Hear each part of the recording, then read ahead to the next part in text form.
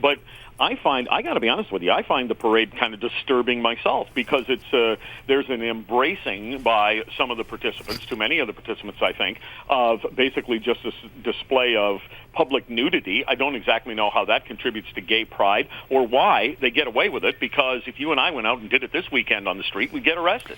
Yeah, you know what, Jerry? I did want to talk to you about that, actually, because here's my thing. I understand gay pride parades originally started, as a protest and wanting equality and integration and being accepted, and I get that, and I'm all for that. Here's the one that gets me about the gay pride parade in Toronto. I've heard people say homosexuality and being in a gay relationship, people think all we're doing is it's all about sex and it's all about swinging naked from the chandeliers, and that's such a stereotype.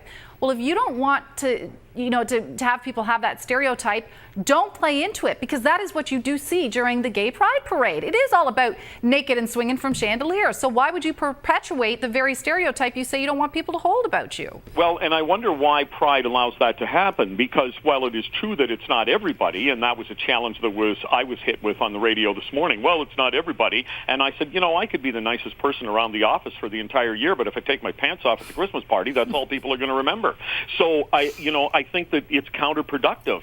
Gay people in Canada have pretty much achieved what they want. I don't see discrimination in the workplace, and we've got gay marriage. I mean, that at this point, promote the positive values you try to promote the rest of the year, and don't try to bully the mayor because he has a family obligation.